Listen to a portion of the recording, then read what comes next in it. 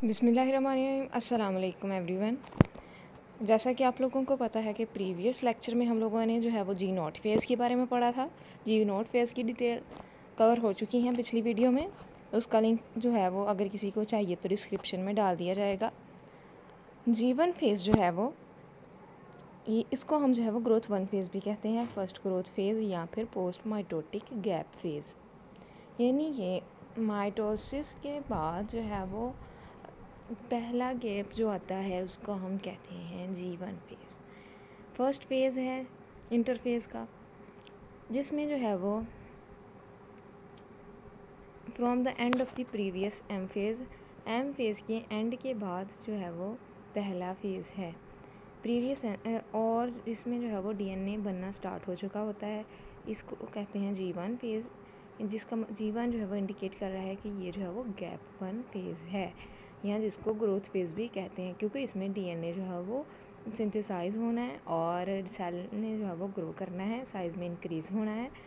During this phase biosynthetic activities of the cell which are considerably slow down during M phase. Mitosis के दौरान, M phase के दौरान, mitotic phase के दौरान जो सेल की एक्टिविटी स्लो डाउन हो गई थी वो दोबारा से स्टार्ट हो जाती हैं। यानी कि सेल के अंदर ऑर्गेनेलिस ने जो डबल होना है, डीएनए ने डबल होना है, वो सारी एक्टिविटीज़ दोबारा से स्टार्ट हो जाती हैं। ड्यूरेशन जो है वो जी1 फेज़ का वो हाईली वेरिएबल है, सेल टू सेल और स्पीशी टू स्पीशी, और इवन कि एक सेम स्पीशी में विद इन डिफरेंट सेल्स जो है वो इसका जो है वो रेट जो है वो टाइम जो है डिफरेंट है। In this phase the cell increases its supply of proteins, increase the number of organelles. इस फेज़ के दौरान सेल को जो है वो एटीपी की ज़्यादा ज़रूरत होती है, सेल को प्रोटीन्स की ज़्यादा ज़रूरत होती है। क्यों ज़रूरत होती है? क्योंकि उसने जो है वो माइटोकॉन्ड्रिया, राइबोसोम्स वगैरह को डुप्लीकेट करके बनाना होता है, और जो है वो सेल का साइज़ भी इंक्रीज़ होना होता है। इन सब प्रोसेसेस के लिए इसको जो है वो एनर्जी की ज़रूरत है, प्रोटीन्स की ज़रूरत है। एनर्जी जो है वो एटीपी की शक्ल में इसको सप्लाई की जाती है।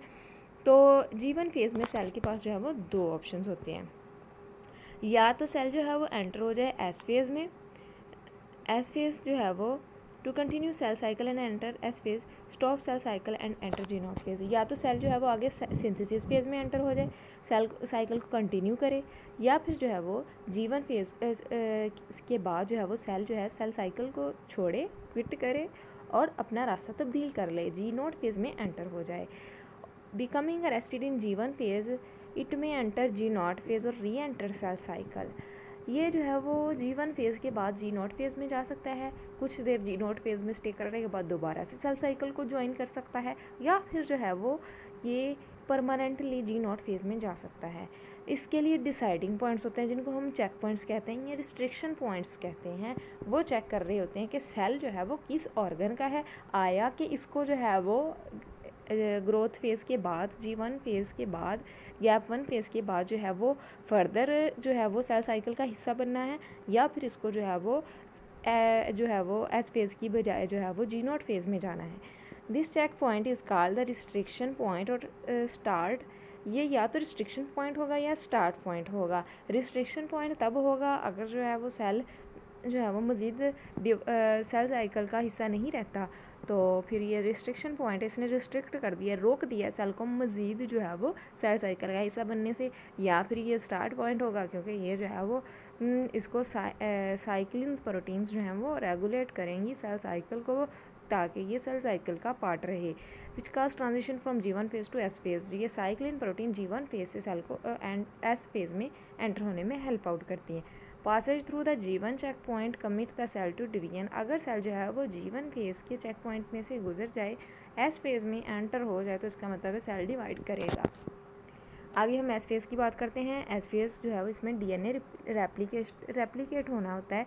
पीछे जो हमने जी1 फेज़ पढ़ा है, जी1 फेज़ के दौरान सेल अपने आप को प्रिपेयर कर रहा है, एनर्जी इकट्ठी कर रहा है, प्रोटीन्स वगैरह इकट्ठा कर रहा है। एस फेज़ के दौरान एक्चुअली में रेप्लिकेट हो जाना है डीएनए।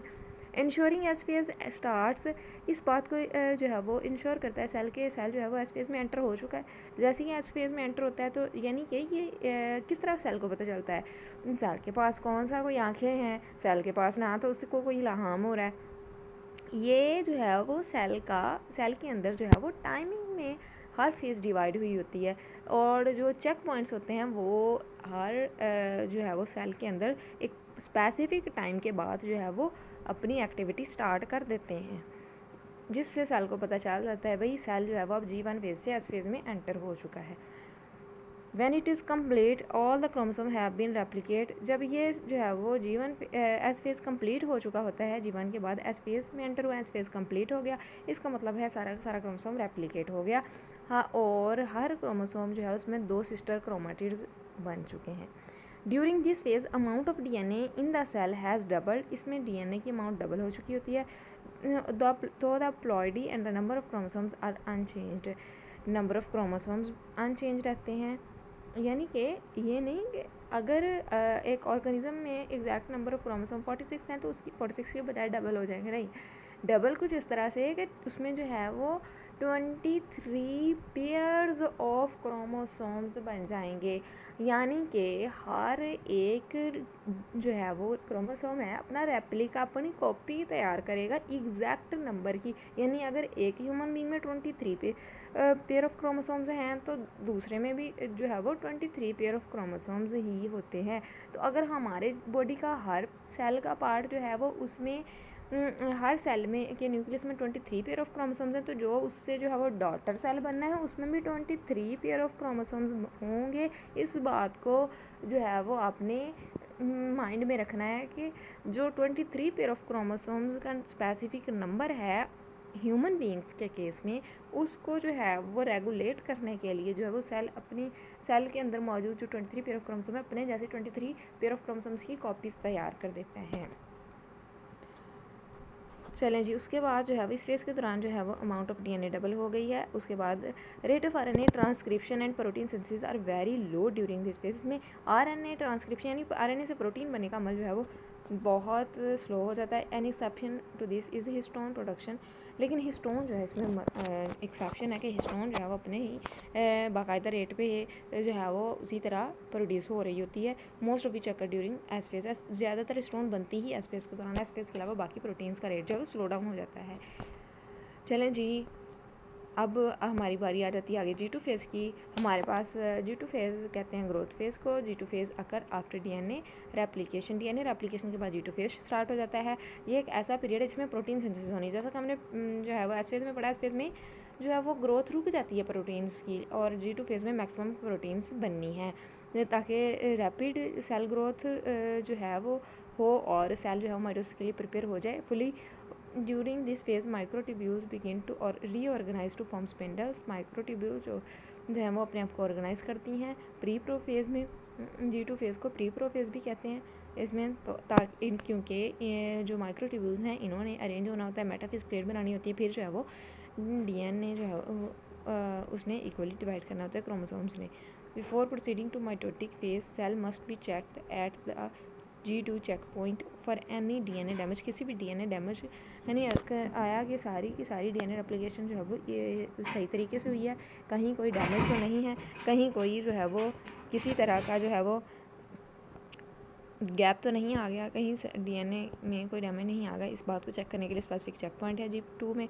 G2 के स्पेसिफिक चेक पॉइंट जो हैं वो उस mainly regulated by the tumour protein P53। G2 phase में जो चेक पॉइंट होता है उस प्रोटीन्स का नाम है ट्यूमर प्रोटीन P53। P53 जो है वो इधर रिपेयर DNA और trigger the apoptosis of the cell.